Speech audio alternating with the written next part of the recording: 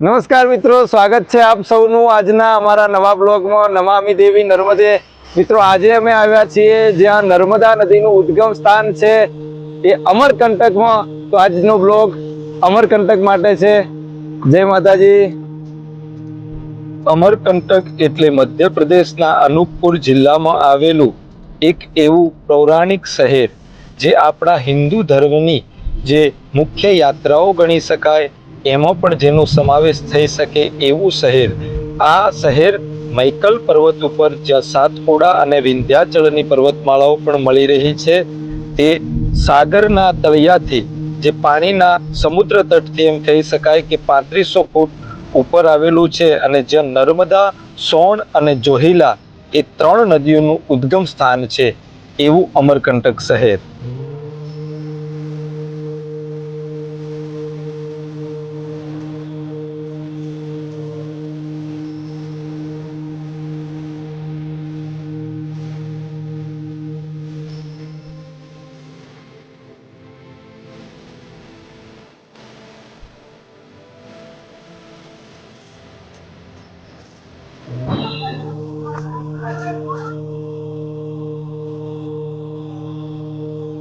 મિત્રો, સૌ પ્રથમ તો અમે અહીંયા અમરકંટકમાં આવીને પહેલા જ જ્યાં નર્મદા માતાનું ઉદ્ગમ સ્થાન છે ત્યાં નર્મદા માતાનું મંદિર છે ત્યાં પહેલા દર્શન કરવા માટે આવ્યા છીએ અને પછી હજુ આગળનો દોર ચાલુ કરીશું.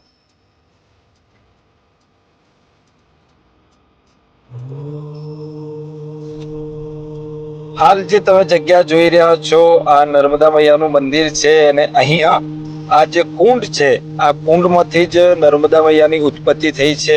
નર્મદા મૈયા અહીંના દીકરી છે, આમ તો ભગવાન ભોળાનાથના દીકરી છે અને આ કુંડમાંથી ઉત્પન્ન થઈ અને મધ્યપ્રદેશ અને મહારાષ્ટ્ર અને ગુજરાતમાં વહી રહ્યા છે.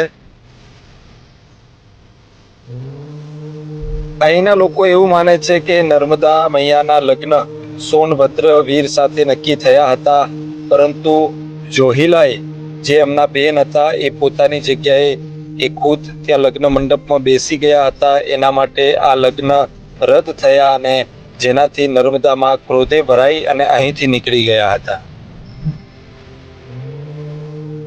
અહીંયા અમરકંટકના જોવાલાયક સ્થળોમાં કબીર ચબૂતરો છે, જાડેશ્વર મહાદેવનું મંદિર છે, પરંતુ અમે નર્મદા માતાજીના દર્શન કર્યા પછી જે સનરાઈઝ પોઈન્ટ છે એ ત્યાં જોવા માટે અમે ગયેલા અને ઉગતા સૂર્યના પણ દર્શન અહીંયા અમે કર્યા.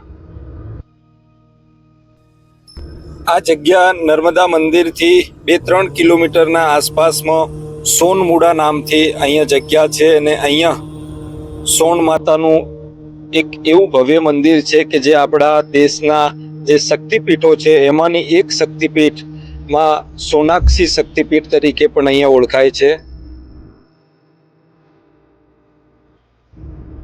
અને જે અમરકંટકમાંથી જે સોણ નદીની ઉત્પત્તિ થઈ છે એ સોણ નદીનો પણ અહીંયા કુંડ આવેલો છે. આ તમે કુંડ જોઈ રહ્યા છો, આ એક કુંડની નાનકડી ધારા. એવું કહેવાય છે કે અહીંયાથી જ સોણ નદીની ઉત્પત્તિ છે, જે આગળ જઈ અને બહુ વિશાળ રૂપ ધારણ કરીને બહુ મોટી નદીનું સ્વરૂપ ધારણ કરે છે. એ સોન નદીનો આ કુંડ છે.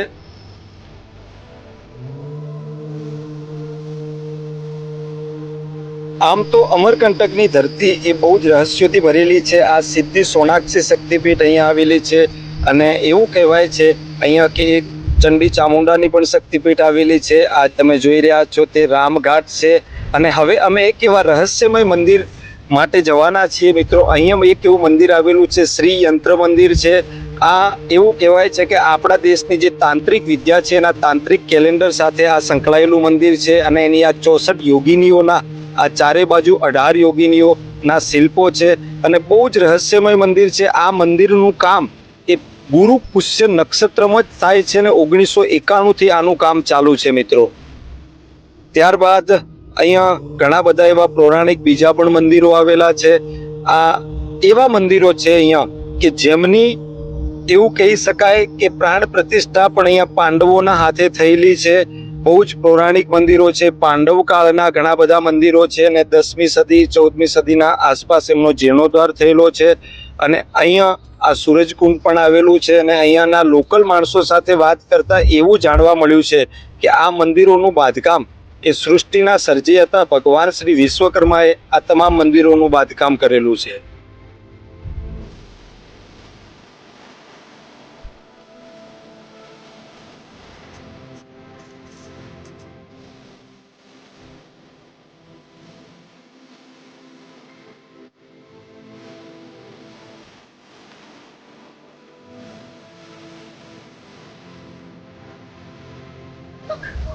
મિત્રો, આ જે તમે તળાવ જોઈ રહ્યા છો એ ઇન્દ્રધમણ તળાવ છે અને એવું કહેવાય છે કે ભીમ દ્વારા આ માત્ર એક રાતમાં તળાવ બનાવવામાં આવ્યું હતું. અને અહીંયા આ કલ્યાણ સેવા આશ્રમ છે ત્યાં પણ બહુ જ સરસ મજાનું મંદિર બનાવેલું છે અને ત્યાંની મૂર્તિઓ ખરેખર બહુ જ અદ્ભુત છે. મિત્રો, અમે અહીંયા મધ્યપ્રદેશમાં ફરતા ફરતા અમરકંટકથી અહીંયા પાછળ એક સરસ મજાનું ઝરણું છે, કપિલધારા વોટરફોલ છે, શ્વેતસાગર વોટરફોલ છે, ત્યાં આવ્યા છીએ. અને અહીંયા આવ્યા પછી પણ તમે જોઈ શકો છો અહીંયા એક આ બોર્ડ પણ ગુજરાતીમાં લખેલું જોવા મળ્યું છે. આ શ્રી રામ ભગવાન જે વનમાં રહીને જે ફળ ખાતા એ આને રામ કંદમૂળ એટલે રામફળ કહેવાય છે. અહીંયા કાકા દાદા આ રામફળને વેચી રહ્યા છે. હવે વાત કરીશું એમને. आप मतलब कभी आप आए हो गुजरात आए हो? गुजरात आते हैं हम, जूनागढ़ जाते हैं, महाशिवरात्रि कार्तिक पूनम जूनागढ़ की करते हैं. કાર્તિકી પૂનમ એટલે આ એમને પણ પાલનપુર ને એ બાજુ અંબાજી જુનાગઢ બધે ગુજરાતમાં ફરેલા છે. આમ તો ગુજરાત આપણું બહુ ફેમસ છે, પરંતુ આ મેં મારા જીવનમાં પહેલી વખત જોયું છે આ રામફળ. અને આ 5-5 ફૂટ સુધીનું હોય છે. પીસ કરીને આ બધાને અહીંયા આપી રહ્યા છે.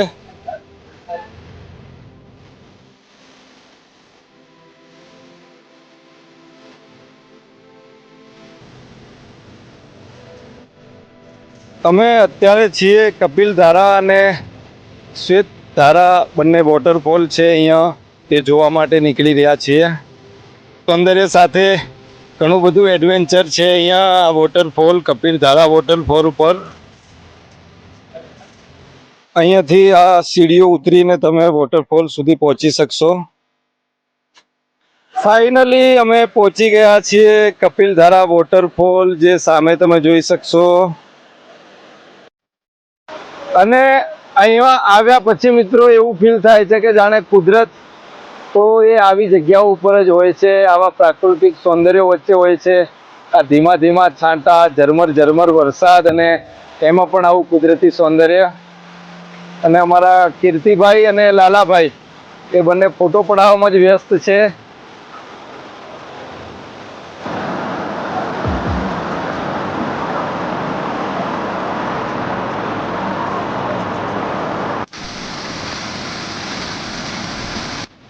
હવે અમે આવ્યા છીએ દૂધધારા વોટરફોલ, જે આ પાછળ તમે જોઈ રહ્યા છો. એ તમને એવું લાગશે કે જાણે કોઈ દૂધની ધારા વહી જતી હોય, એટલા માટે આનું નામ દૂધધારા છે. અને આ દૂધધારા વોટરફોલની બાજુમાં અહીંયા ઋષિ દુર્વાસાની ગુફા છે, જે આ ગુફામાં રહીને ઋષિવર દુર્વાસાએ તપશ્ચર્યા કરી અને આ એમની તપસ્સલી આ એવી ભૂમિ છે.